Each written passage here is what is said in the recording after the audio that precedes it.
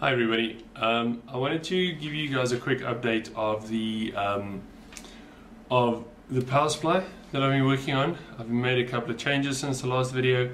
I looked at the op-amp circuits that I sent through, or that I recorded last time, and I noticed, I actually tried to breadboard them, noticed that they didn't quite work out well. I'm sure those of you that actually know op-amps well would have been screaming at the screen at that stage. So I've downloaded a little software app from TI, a simulator in which I could easily simulate the LM358, the op-amps I'm using. And I wanted to show you guys quickly what the results are. I've redesigned the analog control section of the circuit, moved some stuff around, quick update. I've worked on the enclosure, and just to make sure everything fits in place and everything will work. So yeah, let me give you guys a quick tour, and we can go through that step by step. This is the circuit, the main control circuit, and you'll see I've made a couple of changes to this.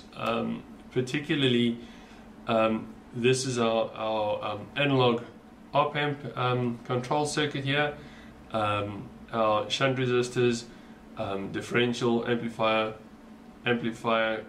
comparator for the current limiting, comparator for the voltage control with amplification, and our LM3080s as we've had before, so nothing's changed in there, mainly in there.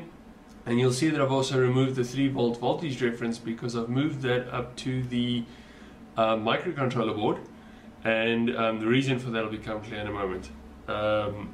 Right, so let's quickly have a look here. So what you'll see is that we initially had a buffer in here, which then went into a differential amp. Because I'm trying to keep the shunt resistance as low as possible, this is currently all in coming to 26.1 milliohm.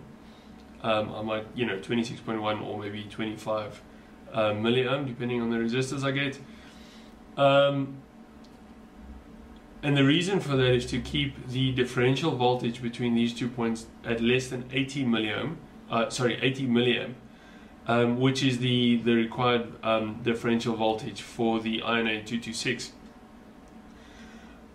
Right, so if we look at this, I actually modeled that in Tina. Tina is an application by that is distributed by Texas Instruments, and the reason I picked that simulator is purely because it had LM358s as part of a standard package. So what you can see here, I've simulated the shunt resistor, 26.1 milliohm, as I said. There's our load resistor, so 10 ohm will give us a full or close to 3 amp, just over 3 amp output. And once you've set up your entire circuit, so here's our 3-volt voltage reference. If you have a look at that, it's currently set to 3 volt. This is 36.6 volt. We should actually probably drop that. Oops. We should drop this down to 34.6 volt, which is what the transformer on a 36 volt transformer through the rectifiers and everything else. That's about the voltage I'll get at the input to this stage. I've got my current limit LED just with a voltage source there, similar to what you might get from the microcontroller. And yeah, there's our voltage control circuit with its voltage reference also set to 3. So this, at the moment, this circuit should push out 30 volt at 3 amp, and we should have a good point there. So that point there, just before the cap, is the point that'll go off to the LT3080. So that's what we expect to vary between 0 and 30 volt for depending on what we set there, and this is what we would expect to limit between 0 and 3 volt. 0 and 3 volt there, which will either turn our pull this line low, effectively shutting down our LT3080 if we go into current limit mode. Right, so let's have a quick squiz. If we go calculate nodal voltages, we can now have a probe around, and you'll see our current limit LED is on. And let's look at the limit, the reason for that. So we are sitting at 3.45 amp, which means this point here is at 76.11 millivolt, which is obviously exactly what we want, because it is it's shut down, right? So LT3080s are shut down. Now, what I haven't shown here is that the LT3080 has a voltage drop of its own, and at this point it shouldn't go into voltage limit mode. The reason it is because I'm pushing it straight through a little tiny resistor, and we're a little high on our input voltage, but with the LT3080 in place, all of that will work well. So if we upped our load resistance, let's say to 20 ohm, and we do our analysis again, you'll see our current limit LED is shut down. The current we're pushing through there now is 1.73 amp, which is why that's turned off. And our voltage there is 29.75. So if we now pop in and set this to 2.5 volt, and let's say this should be this should be 15 ohm. Analysis DC. Right, if we look at this now, our current limit LED is still off. Look at the voltage there is 2.3 amp, which is why our current limit LED is off, because we've still got this, set to 3 volt. And our output voltage is now 25 volt, as we expected from our 2.5 volt coming in from the microcontroller, simulated here by voltage source. So that all looks good. I have a bit of a concern that because these op amps, I'm trying to make them run rail to rail, the high side isn't that big a deal, because we have 34 volt running through here, and we're only trying to regulate about 30 volt. So we've got some margin at the top end, but what does happen at the low end, it starts to get a bit imprecise near the bottom end. So what you'll see here is I've done 5 ohm increments of our load resistor, and you'll see that it tracks perfectly on the line where I'm expecting it to be. So this is the actual load current versus the current reported by our differential amplifier over there. And you'll see below about a half an amp, so 500 milliamp, it starts to become a little bit, it starts to deviate, right? So it's not quite as accurate as I wanted. But, at a half a milliamp, most circuits that you're going to be testing, setting it to a half an amp max is probably enough for you to not blow that circuit. However, in the power supply, the digital control will actually manage this for you and keep it below exactly where you set it. However, you have the fallback of your op amps, that if your microcontroller for some reason hangs or shuts down or something odd happens there, you will still be regulating at roughly the maximum current you want it to be. But when all goes well, you'll be limiting that current digitally with the INA226. Let's have a look then at some of the other changes I've made. As I said, I have moved the 3 volt voltage reference off to another board, and the reason for that is it becomes clear if you have a look at this part of the circuit here. So this is our board interconnection, and you'll see that I've got 5 volt lines, ground 3.3 volt, just to carry those voltages throughout the circuit. Our current limit, analog current limit, 3 volt voltage reference, I squared C 0.5 and 3.3 volt alerts. And then you'll see I've got now, actually this AV Sense 3 must change to current limit 2, but you'll see AV Sense and AV Sense 2 And the reason for that is because I've decided to make this board extendable, or the power supply extendable, so that you can add multiple channels to the system. So this circuit will flow through all the various channels, and you'll be able to monitor 2 separate channels via analog on the 0 to 30 volt line, that, you know, for that purpose. Right, so I wanted to show you guys the microcontroller interconnectors or controller board as well. You'll see that there's our 3 volt voltage reference moved up there, and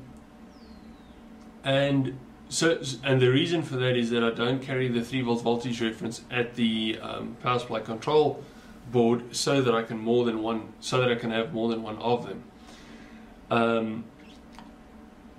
And I've also added in the ESP, one of the ESP boards. So you'll see 2 here, and I'll show you why I've got 2 there in a moment. But instead of using the WISLAN connection, I was going to use the ESP 8266, which is a Wi-Fi connector board. The reason for that is this board is cheaper than the WISLAN connector, and it is also much more capable. So with the WISLAN connector, I would have been using a crossover Cat5 cable, and I could connect two of these units together, or I could connect it to a network. But with a WISLAN connection, obviously that's a lot easier. It's Wi-Fi. I could quite easily connect both the PC and this together without using hubs and routers and all the things that make Wi-Fi good, right? So that's it at the moment, and you'll have a quick quiz if we look at the board. I've made, the reason I've got both or 2 ESP 8266s on there is simply because I wanted to give the guys who build their board up a choice. So if you can only find the one with those connectors, fine. If you can find the one with the other connectors, fine. There's place for both of them to sit in there. And you'll see there's my 3 volt voltage reference off in the corner. Keep it nice and far away from anything that might generate heat or anything else there. And finally, what I wanted to show you is just a quick look at what I've designed in terms of the enclosure and making sure that everything fits together. You'll see here that I've got the various configurations. So this configuration shows there's our Arduino. That's it into our microcontroller interface board, and that goes into our first channel, bulk capacitance for a single channel, and digital analog control for our single channel interface. And that goes through to our 2 or 3 channels. So on this board, that's our bulk capacitance and control for our first 0 to 30 volt channel, as well as the 5 and 3.3 volt channels sitting on there. Our switch mode low voltage regulator sitting in the back there, and LT3080s getting stacked next to those, all bolted onto the individual heat sinks with the fans. This configuration here is a single channel version, so effectively that's just got this secondary channel removed. So this is as the original design that I showed you guys last time, and this is an alternate configuration with only a single 0 to 30 volt connect channel on there, no 3.3 and 5 volt, just to make it a little more optional of how you want to configure the system. I've designed an enclosure that'll take all our inputs. Yeah, I've just modeled the various bits and pieces, showing how they all fit together, and they will all slot in there. So you'll see that I've made this will be the chassis, or the chassis of the enclosure going under there. And this will be a mask that fits on over the top. So if you choose a lesser configuration, say with one less channel, you'll just mask those out with this, and then just a clear cover to protect our LCD on top of that. But so far everything is working out quite nice. You'll see I've made these little PC boards that'll take just a little micro switch and have jumpers out the back, and they will obviously fit.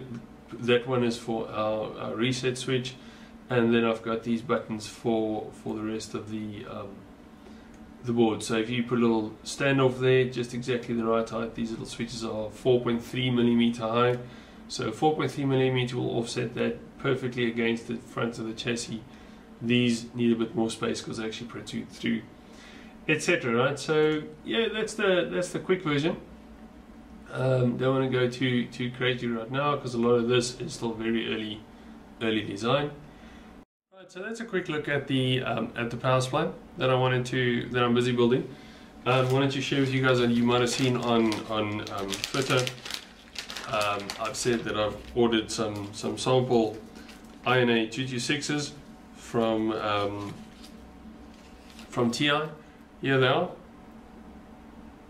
I hope you guys can see just how tiny those damn things are.